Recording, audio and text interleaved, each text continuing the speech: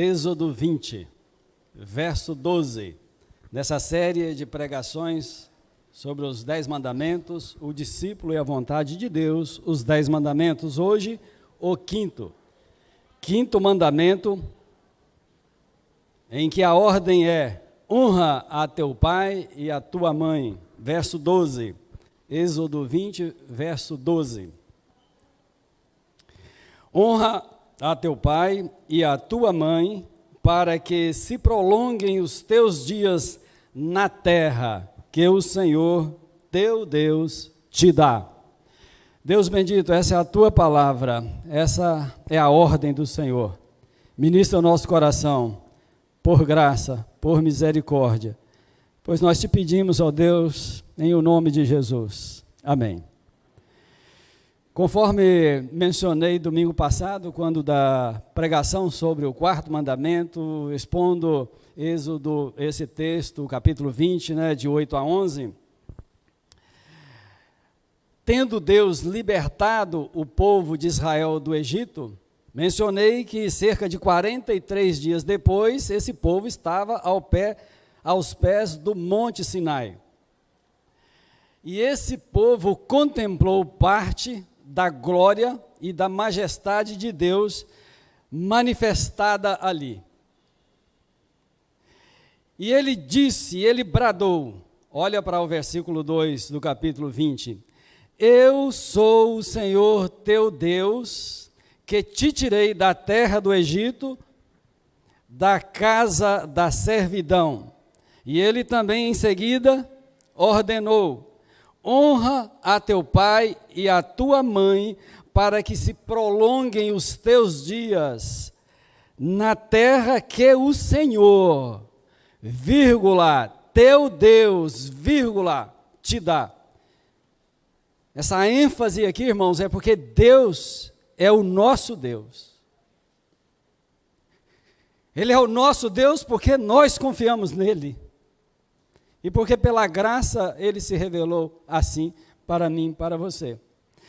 Esse mandamento nos reporta a soberania de Deus, o qual em sua providência, quando da instituição da família, pôs o homem Adão por cabeça e pôs a mulher por auxiliadora, uma auxiliadora que lhe fosse idônea.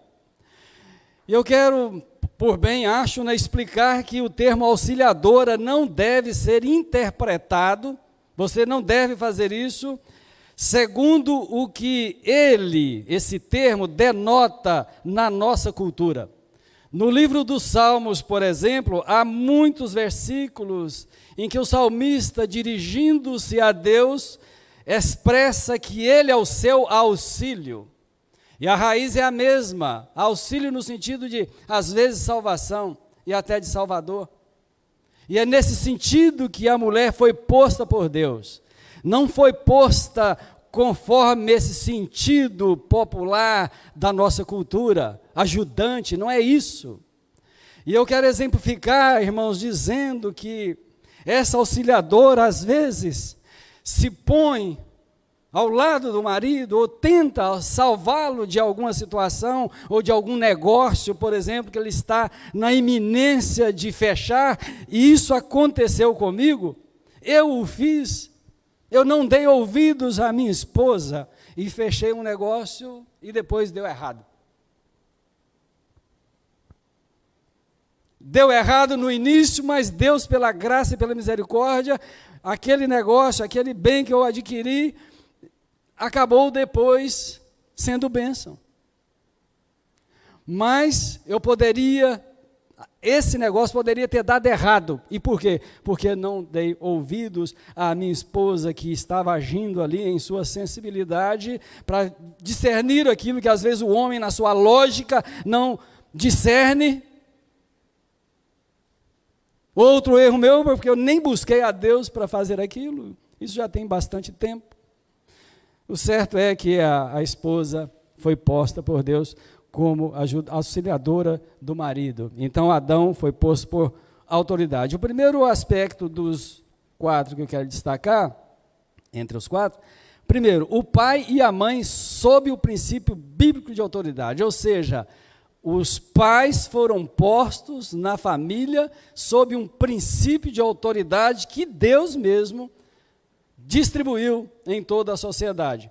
Todos os setores de cada estrutura social, seja a de uma empresa, de uma faculdade, de uma universidade, de qualquer outra escola, de uma instituição religiosa como a IPJC e tantas outras que tem por aí, governos municipal, estadual e federal, são compostos por superiores e inferiores.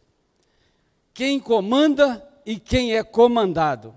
É assim que funciona, foi assim que Deus fez, e em sua providência, inclusive. Mas há apenas uma autoridade. Essa autoridade é Deus, o Todo-Poderoso. Assim, irmãos, todas as demais autoridades existentes sobre a face da terra deveriam reconhecer que o seu posto ou posição vieram dessa suprema autoridade que é Deus. E em reconhecendo isso, deveriam exercer responsavelmente e sem parcialidade as suas atribuições. Sendo assim, a arbitrariedade fomentada pela arrogância, por exemplo, pelo orgulho, pela altivez, tem desqualificado e desabonado a maioria das autoridades espalhadas sobre essa terra.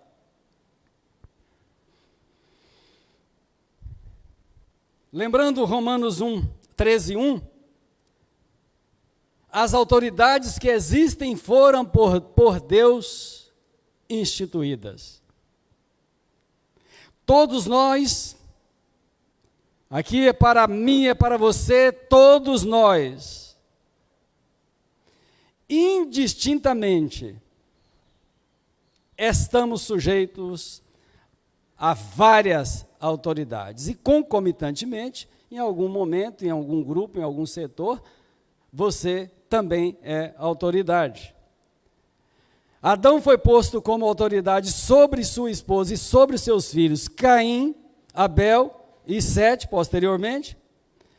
E eu quero aproveitar o ensejo para lembrar-vos de que Caim quebrou esse mandamento que ainda não fora dado, mas ele quebrou por desobediência, tendo ou não o mandamento sido dado, não importa, ele desobedeceu aos seus pais. E desobedecendo aos seus pais, obviamente, você entenda agora, transportando para cá, além de quebrar o 5º mandamento, que ele nem conhecia, o 6º e o 10º também. É só você olhar aí na sequência, não matarás, ele matou o seu irmão Abel. Não cobiçarás a casa do teu próximo, obviamente que ele inclui aqui, porque a relação com o próximo depende da relação com os nossos pais, depende da obediência, depende de observarmos e levarmos a sério todos os mandamentos, mas o 5º, sobretudo. Os patriarcas, falando dessa posição de autoridade, exerceram autoridade sobre todo o seu clã, os reis sobre os seus vassalos, e assim por diante. Irmãos, está muito claro pelas Escrituras, não apenas nesse texto que a gente leu, que Deus estabeleceu princípios de conduta entre superiores e inferiores. Entenda, superiores e inferiores como posição, não como pessoa. Bem como entre as estruturas sociais, a fim de que houvesse sobre a terra um governo ordeiro. Mas, lamentavelmente, a rebelião do mundo caído contra o Criador, manifestada pela desobediência, provocou a desordem social. Independentemente disso, o que Deus estabeleceu está estabelecido e não muda. Logo, esse princípio acerca de superiores e inferiores deixa claro que não pode haver igualdade nas estruturas sociais. Portanto, o ideário, por exemplo, de um governo socialista, comunista, em tese, igualitário, é a expressão da rebelião contra Deus que instituiu não a igualdade, mas nesse sentido de ordem, superiores e inferiores.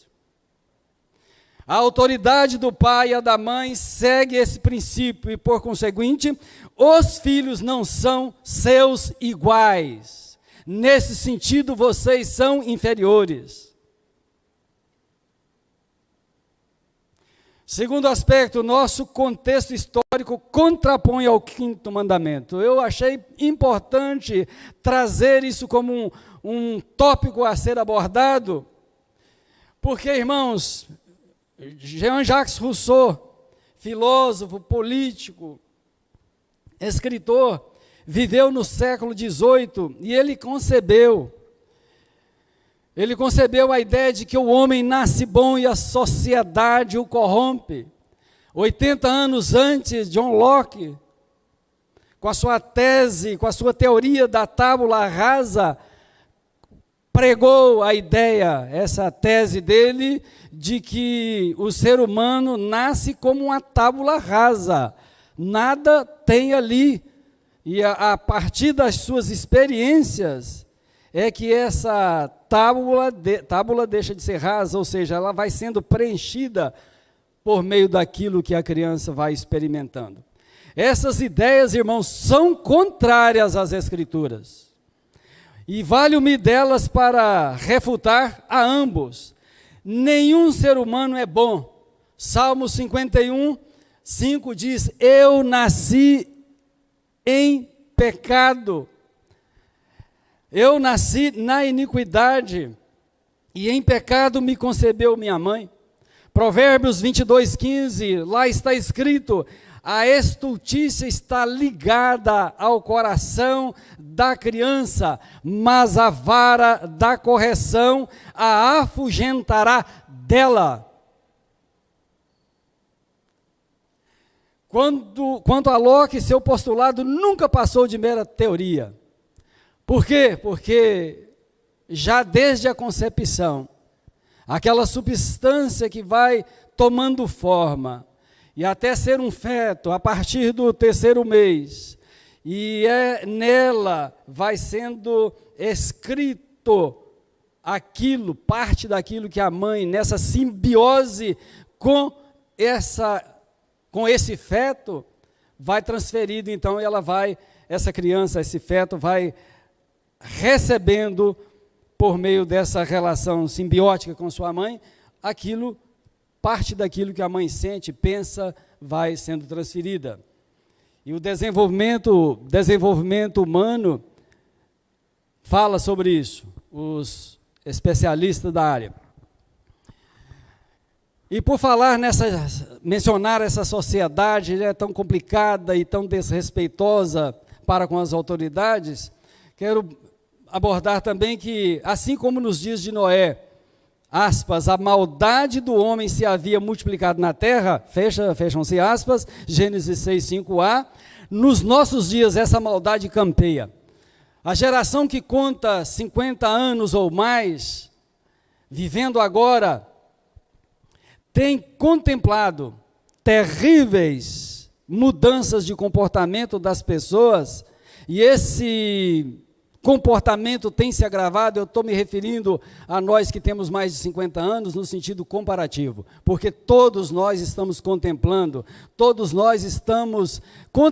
e às vezes agindo em rebelião contra a suprema autoridade que é Deus, por não nos sujeitarmos devidamente às autoridades, no sentido de nos calarmos, ao invés de falarmos mal das autoridades constituídas por Deus. Há algumas décadas, numa frequência muito menor, meus irmãos, crianças às vezes se empirraçavam, mas eram corrigidas devidamente e com vara, e às vezes, vara que deveria ser vara mesmo, deve ser, mas às vezes com a sandália. Eu corrigia minhas filhas com o cinto. A vara que eu utilizei foi o cinto. colocava no meu colo, conversava, instruía, corrigia com palavras e eu batia com o cinto. Deixava uns 20 centímetros ou 30, segurava pelo braço aqui debaixo do peito, de forma que as nádegas ficassem aqui ao meu alcance e eu dava uma puxada de cinto, uma ou duas. Dosada, é óbvio. Mas hoje não é assim mais que acontece na maioria das famílias, especialmente nas famílias no mundo afora. Estarrecidos hoje nós contemplamos crianças pirracentas, desobedientes aos pais desde a tenra idade, e parece que tem diminuído. O que eu vi há 30, 40 anos, né? A minha filha mais velha já tem mais de 40 anos, então há 37, 38 anos, era com a idade um pouco mais avançada, 3, às vezes 4, a criança às vezes fazia isso. Hoje, crianças de 1 ano e pouco, começou a andar, já começa o pau quebrar dentro de casa. Mães que não sabem nem o que é cuidar de filhos. E há razões sobre isso, vou comentar daqui a pouco. Eu e Sandra tivemos uma experiência assim com uma das nossas filhas. Com 3 anos, pouco mais. Pegou pirraça assentada no banco da igreja ao meu lado e ao lado dela. Ela colocou a nossa filha no colo, chamou a atenção dela no pé do ouvido, e ela esfregava os pés, ela tirou-a do banco, foi para o pátio, foi lá para o banheiro, depois ela me contou. Ela corrigiu a nossa filha e usou a sandália. Mas não usou o salto, irmãos, que era dessa altura fininho. Usou a ponta ali da sandália, né?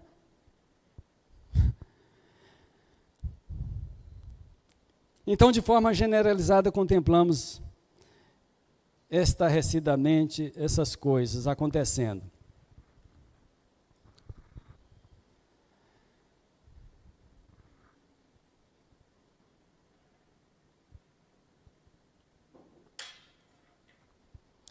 Essa situação é de fato estarrecedora, irmãos, pois a desobediência aos pais, constatada em adolescentes e jovens de algum tempo para cá, está crescendo em intensidade e está crescendo também numericamente.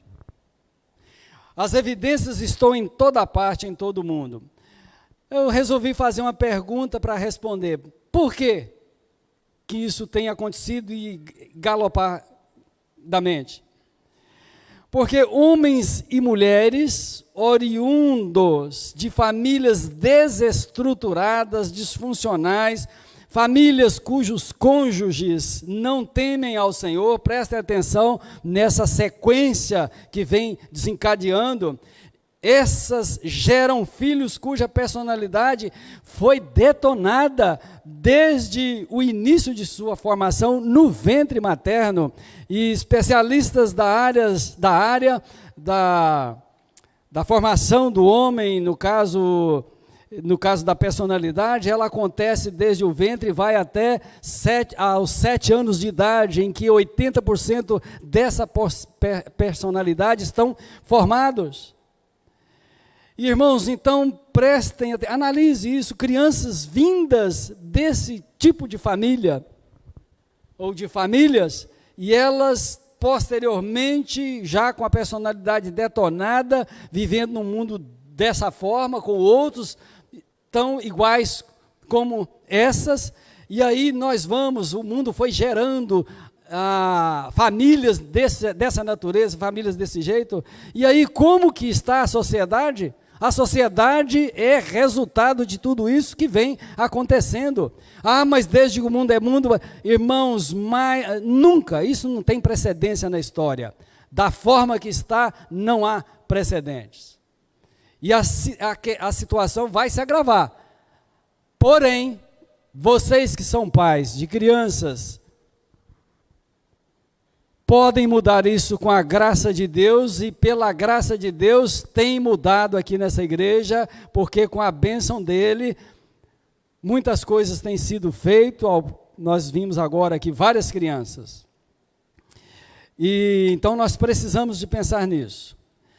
Porque a personalidade, meus irmãos, se dá a conhecer pelo caráter, e este se dá a conhecer pela maneira em que agimos. E isso então define se uma pessoa é bom caráter ou se é uma pessoa mau caráter. E pelas razões já explicadas acerca das famílias desestruturadas, a maioria das pessoas no mundo inteiro, em tese, é mau caráter. A maioria é mau caráter. Pai, mãe, esse é o contexto, essa é a realidade, mas vocês são os responsáveis pelos teus filhos, diretamente e indiretamente a igreja, eu e você. Enquanto eles estiverem com vocês, sob o mesmo teto, vocês são responsáveis por eles. Terceiro aspecto, o objeto da honra são os pais, e o dever de honrá-los é dos filhos, verso 12a. Honra a teu pai e a tua mãe. A palavra de Deus é para todas as pessoas, todas.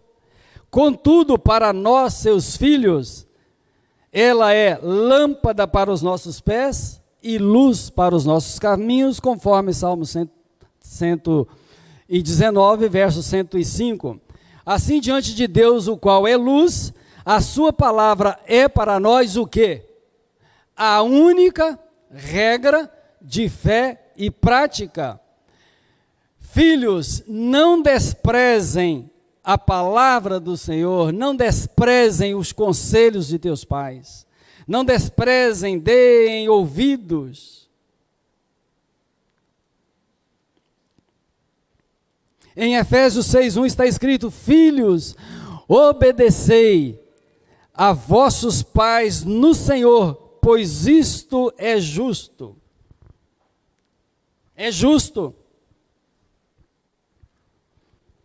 A desobediência dos filhos aos pais, meus irmãos,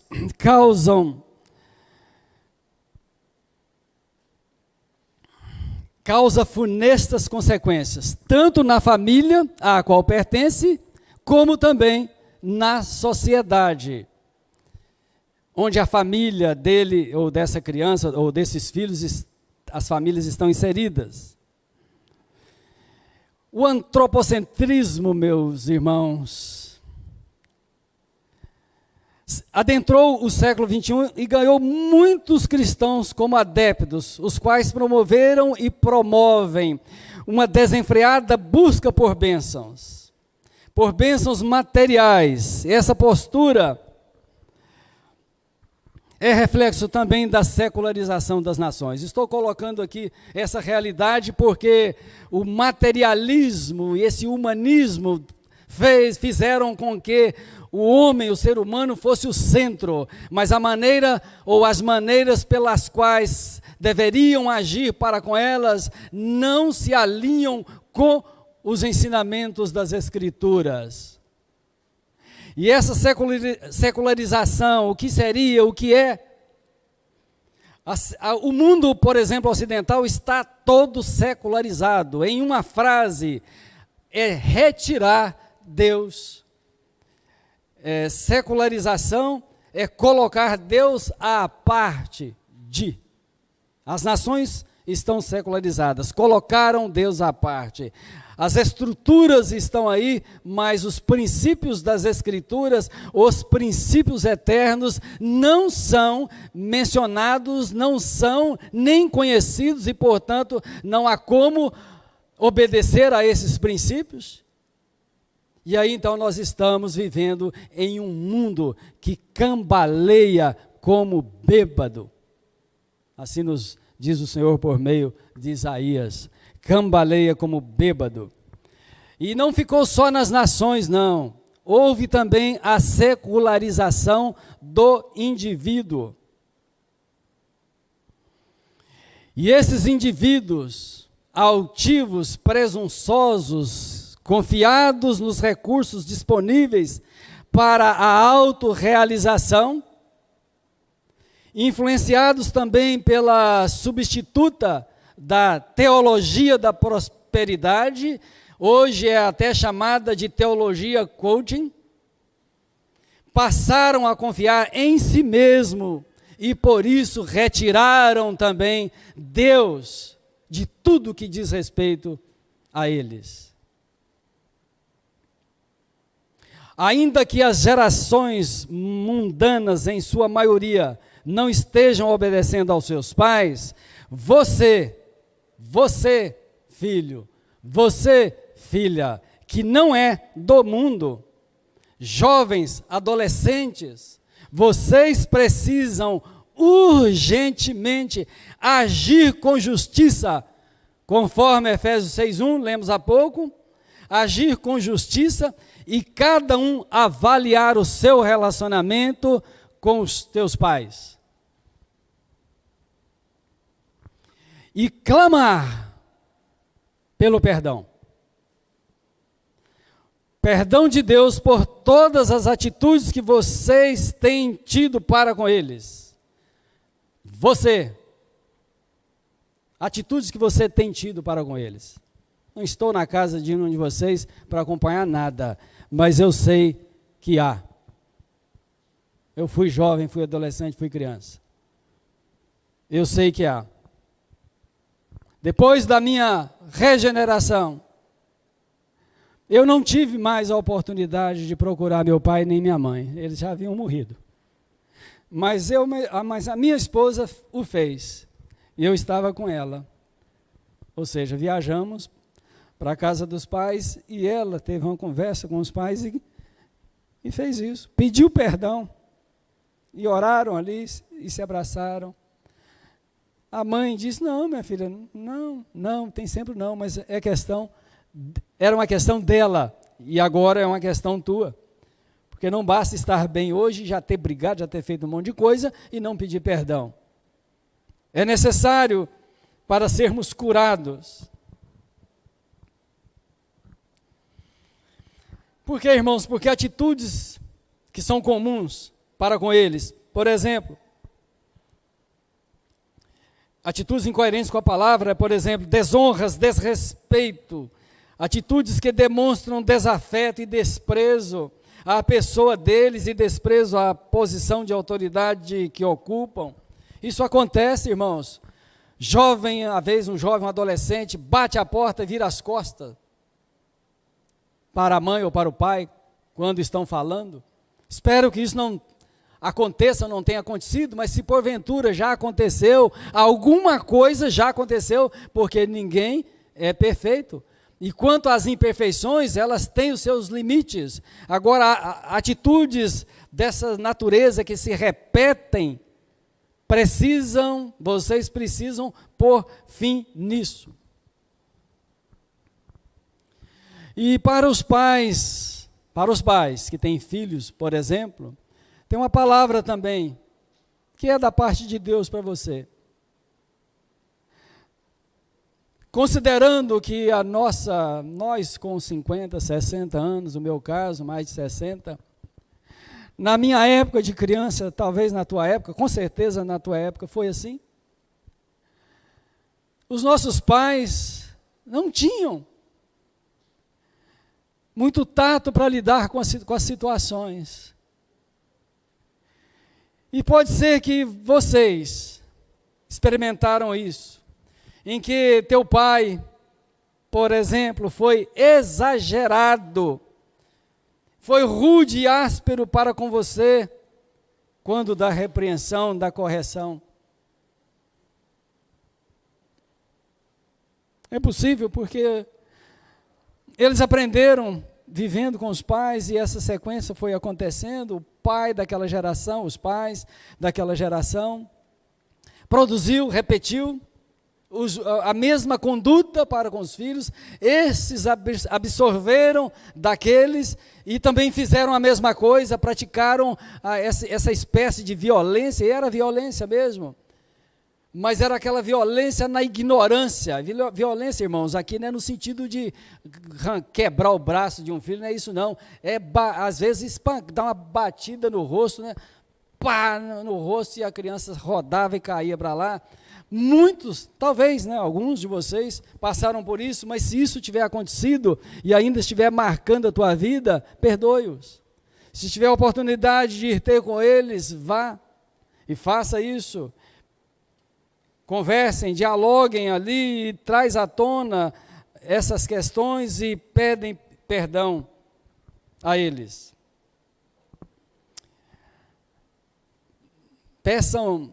Perdoem a eles, na verdade, né? Aí a questão é essa. Eles, mesmo que não te perdoe, eles precisam ser perdoados se você ainda não fez isso. Se não perdoou, perdoe a eles.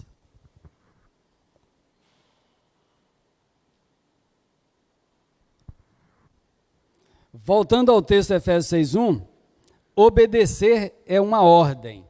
Obedecei. Mas a responsabilidade é dos pais. Deus está dizendo: filhos, obedecei. Os pais precisam de trazer isso como responsabilidade deles, e aí você assuma essa responsabilidade como pai e como mãe, e eduque os teus filhos. A ordem é para eles obedecerem, mas se eles não aprenderem, não tem como. E eu quero advertir a vocês, pais, pai e mãe, esse é o sentido aqui de Gênesis, de Êxodo, ou melhor dizendo, corrijam os filhos pequenos e não temam o Estado. Não temam o Estado, porque o Estado, alguém já disse, é elástico. À medida que as lacunas vão sendo abertas e se abrem, o Estado vai enfiando a sua mão. Ele vai dando as coordenadas. E essas lacunas foram abertas por causa da omissão de diversos segmentos da sociedade, e isso inclui a igreja. Isso nos inclui. E os problemas foram surgindo. E a sua mão foi penetrando nos diversos segmentos da sociedade, na família, na igreja, na educação, etc. Há um adágio popular, talvez não com as mesmas palavras que escrevi aqui. Aspas, estão metendo a colher enferrujada nisso e naquilo. Quem já ouviu essa expressão? Pode levantar aí a mão, vamos ver se eu estou sozinho aqui. Colher enferrujada. Uma irmã levantou a mão. O Estado não pode determinar regras sobre como você deve educar os seus filhos. Não pode. E isso não é atribuição do Estado. Portanto, meus irmãos, utilize a vara. A criança é pequena, o filho é pequeno, utilize a vara da correção.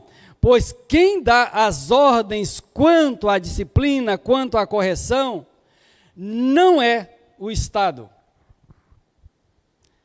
E não é você também. Quem dá as ordens é Deus. Quem deu as ordens foi Deus. E não o Estado. Legisladores terrenos, astuta e malignamente, consideraram a parte pelo todo, ou seja, basearam-se no fato social de que muitos espancavam os filhos, e aí lançaram mão da parte e legislaram para o todo, para toda a sociedade, e aí proibiram vocês de educar os filhos.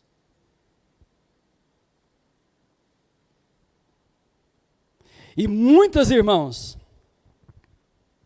muitas leis estão fechando o cerco. O Estado não tem o direito de determinar para as igrejas como determinaram, por lei. O Estado não tem o direito de proibir, e eu sofri isso agora nas minhas férias de 10 dias. Eu fui a Gramado e não pude ir a 2 locais que eu gostaria de ir, mas a minha esposa, porque eu não tinha comprovante da vacina, de ter sido vacinado. Isso não é papel do Estado, não. Quem decide se tem que tomar a vacina ou não, sou eu e você. Ninguém pode apontar o dedo para quem tomou, para quem não tomou, para quem vai e para quem não vai. O direito de ir e vir está garantido em tese no artigo 5 da Constituição. Mas legisladores que não deveriam legislar nesse sentido, o fizeram por questões aí de segmentos. A correção dos filhos, portanto, quem deu a forma, quem deu as leis foi Deus. Fechar, não fechar, obviamente fechamos. Como conselho, agimos assim. Estou falando em termos de legislação.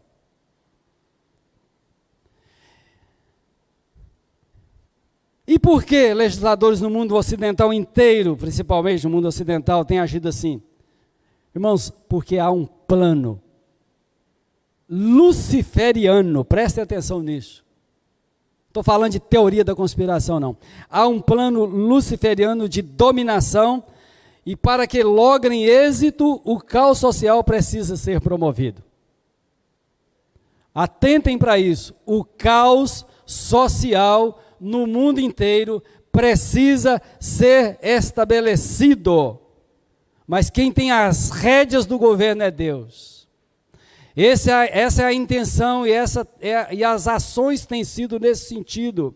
Mas isso, irmãos, combina com o que a Bíblia revela acerca do anticristo. E para lograrem êxito quanto ao caos social, estão abolindo a família.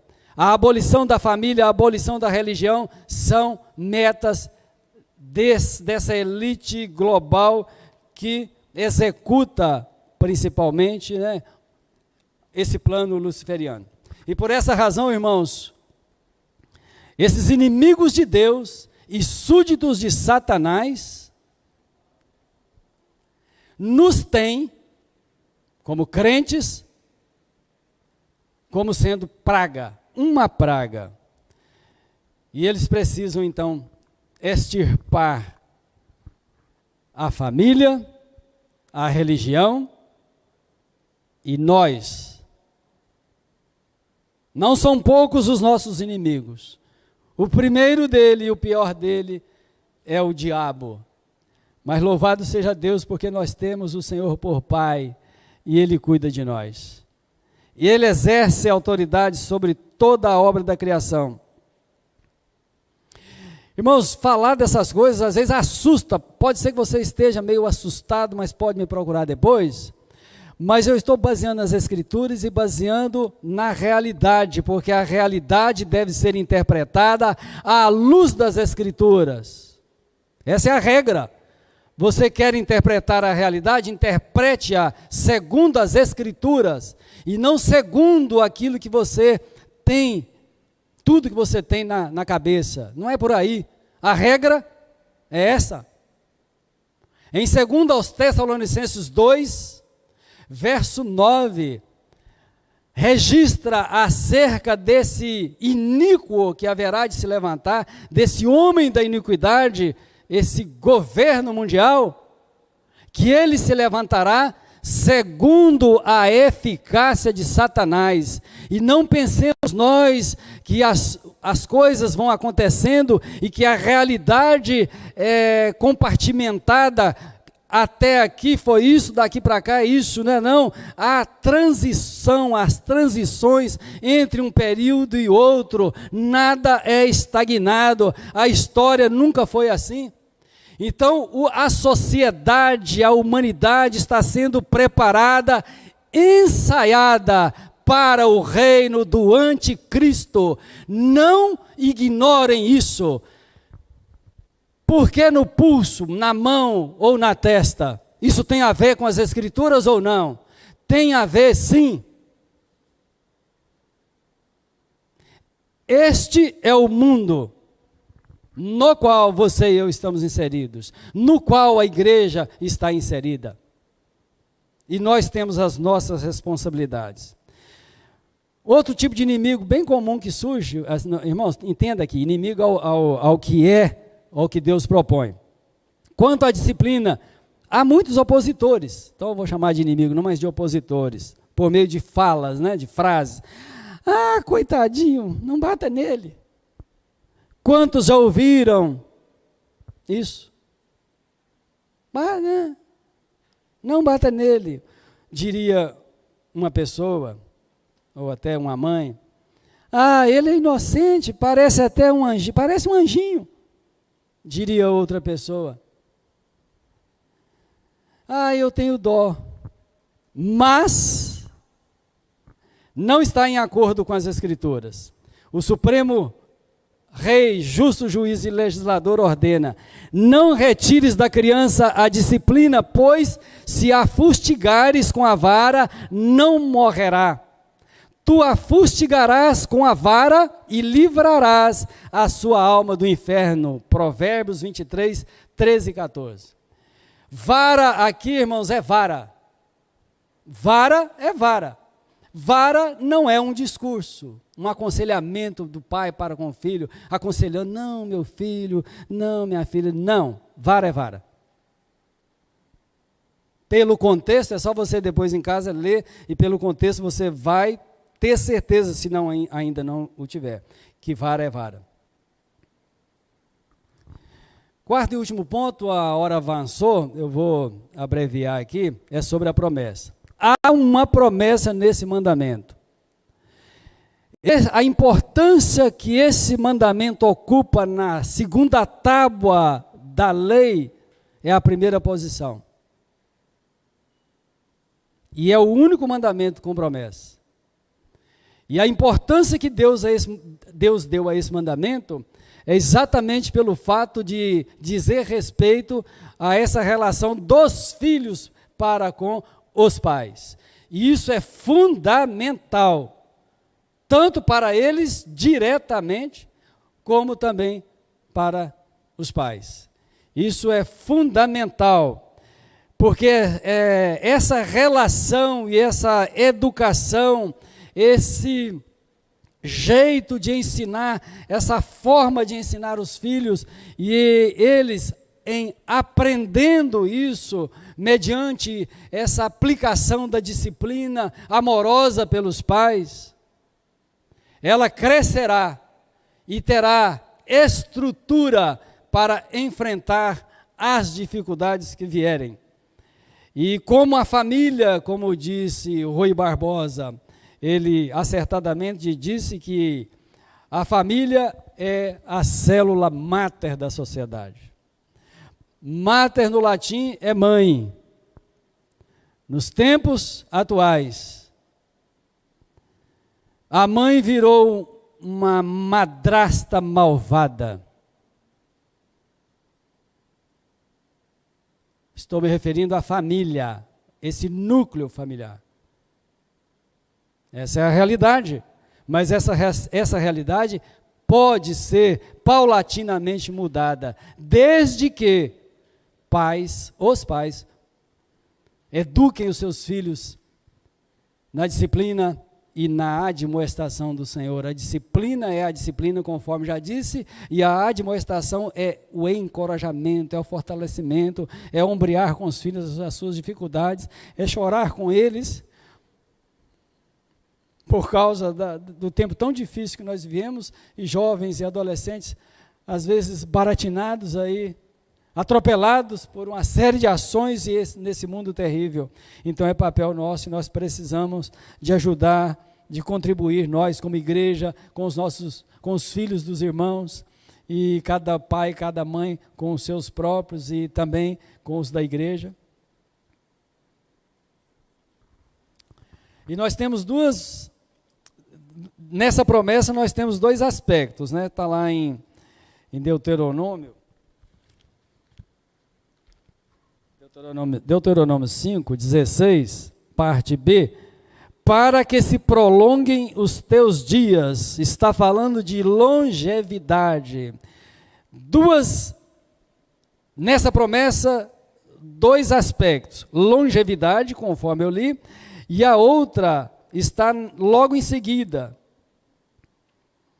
para que se prolongue os teus dias e para que te vá bem na terra que o Senhor teu Deus te dá. Esse é o segundo aspecto da promessa.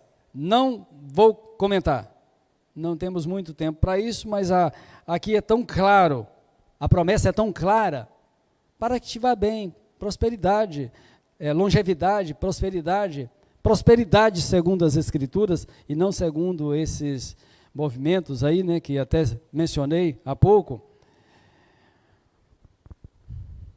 Mas eu quero agora, para nós passarmos para a aplicação e encerrarmos, pais e filhos de toda a família de Deus, a igreja, sejamos funcionais na nossa respectiva família. Contribuamos com a próxima geração. Deixe cada um legado para as próximas gerações. Deixemos esse legado, construamos isso. E o que você e eu temos ouvido domingo após domingo, às quartas e em outros ambientes, nós temos ouvido, domingo após domingo, tá muita coisa, Deus tem falado conosco, e o que nós temos feito, temos praticado ou não? As opções são praticar o que temos ouvido, e a outra opção é abandonar, não está nem aí para isso. Mas qual delas você e eu devemos tomar? Já deveríamos, se é que não tomamos ainda há muito tempo. A posição, a determinação de praticarmos o que nós temos ouvido. Precisamos disso. Não sejamos tolos, não seja tolo, não seja tola, escolha a primeira opção de praticar o que nós temos ouvido. E não cocheie entre o mundo e a igreja, não cocheie entre as coisas que o mundo oferece e aquilo que Deus nos oferece. Está à nossa disposição para desfrutarmos disso que vem de Deus.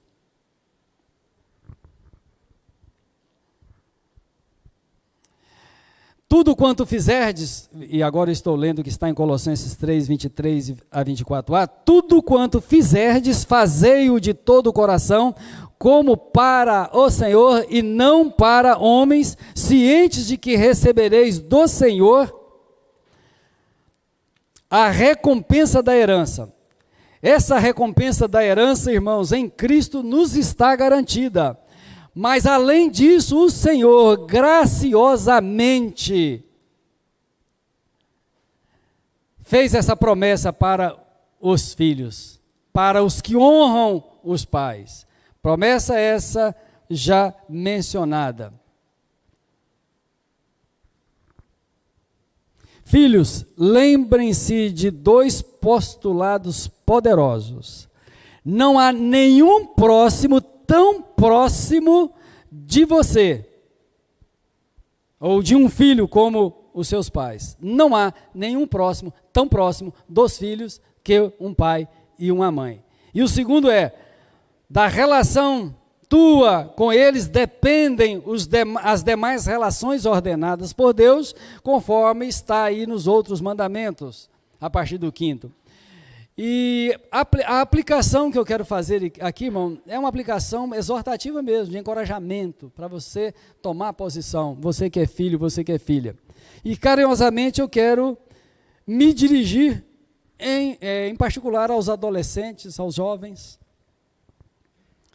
afirmando que aquilo que eu mencionei há pouco, muito daquelas ações, atitudes para com teu pai, para com a tua mãe, partindo da premissa de que algumas delas têm acontecido lá na sua relação com eles, de desrespeito, por exemplo, evidenciado pela grosseria revelada por gestos e palavras. Sim, pode ser. A frequência e intensidade que essas ações e reações têm acontecido. Não sei nada sobre isso, estou pressupondo, mas Deus o sabe e você também. Portanto, jovens e adolescentes, não deixes para amanhã, procure teu pai, procure tua mãe, hoje, e em espírito de oração, confesse tudo que você precisa confessar.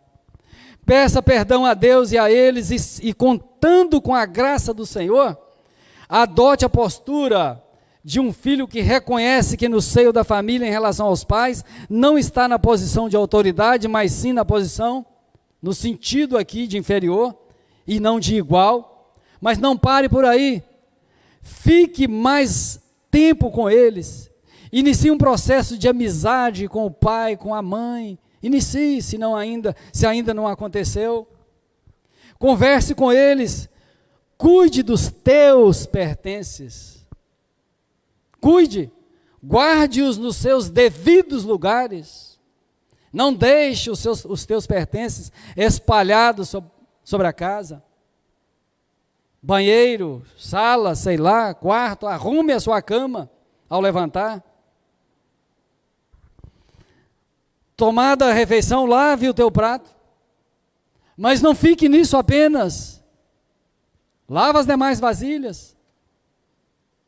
Isso é honrar a mãe, é dar uma trégua para ela. Faça algo mais, vai criando, tem muita coisa a ser feito. Não tenho tempo, mas o tempo para lavar um prato e meia dúzia de vasilhas, eu sei que todo mundo tem. Não é possível. Não ter tempo para arrumar a cama não é possível. 5 minutinhos antes, despertando 5 minutos antes é o suficiente. E faça tudo como ao Senhor. Você, hoje, que é solteiro, que é solteira, presta atenção nisso.